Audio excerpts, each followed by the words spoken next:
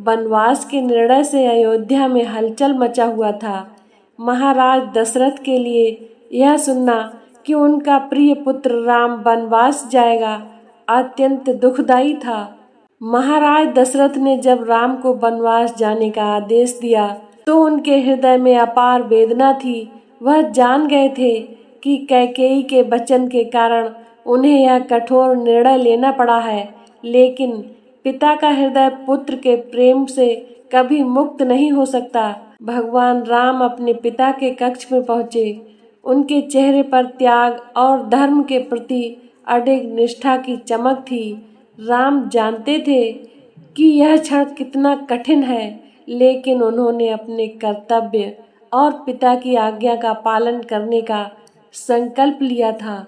राम ने अपने पिता के चरणों में प्रणाम किया और कहा, पिताजी, आपकी आज्ञा का पालन करना मेरा धर्म है। मैं जानता हूँ कि आपका हृदय दुखी है, लेकिन मैं आपकी आज्ञा का पालन करके ही अपने जीवन को सार्थक बना सकता हूँ। सुनि सब प्रेम पुनीत प्रभु वाणी, भय मगन सुख सचिव सयानी। भगवान राम की पवित्र वाणी सुनकर मंत्रियों और सभासदों में प्रेम और संतोष की भावना जाग उठी। वे राम के त्याग और धैर्य से प्रभावित हुए। महाराज दशरथ ने राम को गले लगाते हुए अश्रुपूर्ण नेत्रों से कहा, राम, मैं तुम्हें रोकना चाहता हूँ, लेकिन मैं विवश हूँ। मेरी आत्मा तुमसे जुड़ी है और तुम्हारे बिना मैं कैसे जीवित रह सकता हूँ। सच्चा पुत्र वही है जो हर परिस्थिति में अपने माता पिता के आदर्शों और आदेशों का पालन करता है। दशरथ ने राम से कहा, तुम्हारे जाने के बाद मेरा जीवन अंधकारमय हो जाएगा। राम ने अपने पिता को सांत्वना दी और कहा, पिताजी, यह समय धैर्य और धर्म का है। मैं आपके आशीर्वाद से इस कठिन समय को पार करूंगा। राम ने अपने पिता को अंतिम बार गले लगाया और वनवास की ओर प्रस्थान किया। यह दृश्य इतना मार्मिक था कि सारा राज दरबार अश्रुपूर्ण हो गया। सारे दरबारी रोने लगे, बिलखने लगे। प्रभुता पाई काहू मद नाही, कपट दंभ झूठ छल नाही। भगवान राम की महानता यह थी कि उन्होंने सत्ता और अधिकार पाकर भी कभी अहंकार नहीं किया। उनके हृदय में छल कपट का कोई स्थान नहीं था। तो मित्रों, अभी जाना नहीं, कथा अभी बाकी है। सुमंत राजा दशरथ के कक्ष में पहुँचे। उन्होंने देखा कि महाराज पुत्र वियोग की आशंका से व्याकुल हैं। वे पानी से बाहर निकाल दी गई मछली की तरह तड़प रहे थे।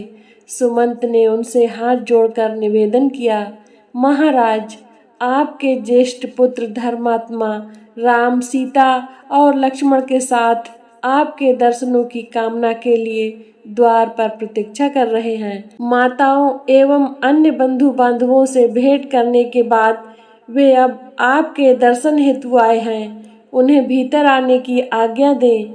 महाराज दशरथ ने धैर्य धारण करते हुए कहा, हे मंत्रीवर, राम के भीतर आने से पहले आप सभी रानियों को और समस्त परिजनों को यहाँ बुला लाइए।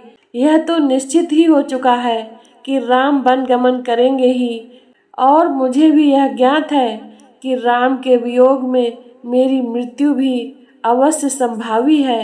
अतः मैं चाहता हूँ कि इन दोनों महान घटनाओं को देखते हुए हमारा समस्त परिवार यहाँ उपस्थित रहे। सुमंत ने महाराज की आज्ञा अनुसार सभी रानियों और परिजनों को वहाँ बुलवा लिया। उसके पश्चात राम, सीता और लक्ष्मण को भी महाराज के पास ले आए। हाथ जोड़े हुए राम वहाँ पर उपस्थित अपने पिता और माताओं की ओर बढ़े। राम को इस प्रकार अपनी ओर आता देख महाराज दशरथ उन्हें हृदय से लगाने की अभिलाषा से अपने आसन से उठकर खड़े हुए, किंतु अत्यधिक शोक तथा दुर्बलता होने के कारण वे केवल एक पग बढ़ाते ही मूर्छित होकर गिर पड़े। पिता की ऐसी दशा देखकर राम और लक्ष्मण ने तत्काल उन्हें सहारा देकर पलंग पर लिटा दिया। महाराज की मूर्छा भंग होने पर राम ने अत्यंत विनीत स्वर में कहा, हे पिता, आप ही हम सबके स्वामी हैं। कृपा करके आप धैर्य धारण करें और हम तीनों को आशीर्वाद दें कि हम वन में 14 वर्ष की अवधि व्यतीत करने के पश्चात पुनः आपके दर्शन करें। महाराज दशरथ ने आर्द्र स्वर में कहा, पुत्र, तुम्हें वनों में भटकने के लिए भेजने की मेरी कदापि इच्छा नहीं है, किंतु मैं विवश हूँ। अब मैं इससे अधिक क्या कह सकता हूँ कि जाओ, तुम्हारे वनवास का काल कल्याणकारी हो। ईश्वर सदैव तुम्हारी रक्षा करे। मुझे इस बात की भी आशा नहीं है कि तुम्हारे वापस आने तक मैं जीवित भी रह पाऊंगा। फिर भी मैं परमात्मा से प्रार्थना करता हूँ कि तुम्हारे लौटने पर मैं तुम्हें पुनः देख पाऊँ। वहाँ पर उपस्थित गुरु वशिष्ठ, महामंत्री सुमंत आदि वरिष्ठ जनों ने एक बार फिर से कैकेयी को समझाने का प्रयास किया कि वह अपना वर वापस ले ले, किंतु कैकेयी अपने इरादों पर अडिग रही। महाराज दशरथ की इच्छा थी कि राम के साथ चतुरंगिणी सेना और अन्न धन का कोष भेजने की व्यवस्था कर दी जाए, किंतु राम ने विनय पूर्वक उनकी इस इच्छा को अस्वीकार कर दिया। अंत में महाराज ने सुमंत को आदेश दिया कि हे मंत्रीवर, आप स्वयं उत्तम घोड़ों से जुता हुआ रथ ले जाएं और इन सबको देश की सीमा से बाहर तक छोड़ाएं। इतना कहते ही राजा विहल होकर रोने लगे। सुमंत तत्काल ही महाराज की आज्ञा का पालन करने के लिए निकल पड़े। तो मित्रों, आज की कहानी को यहीं पर विराम देते हैं। प्रिय मित्रों, भगवान राम और राजा दशरथ की इस कथा से हमें यह सीख मिलती है कि जीवन में कभी कभी ऐसे कठिन निर्णय लेने पड़ते हैं जो हमारे प्रेम और संबंधों की परीक्षा लेते हैं। राम के त्याग और उनके पिता के प्रति असीम प्रेम का यह अद्वितीय उदाहरण हमें जीवन में सच्चे धर्म का पालन करने की प्रेरणा देता है। यदि आपको यह कथा प्रेरणादायक लगी हो तो कृपया लाइक करें, शेयर करें और हमारे चैनल को सब्सक्राइब करें ताकि आप तक और भी प्रेरणादायक कहानियाँ पहुँच सकें। धन्यवाद। जय श्री राम।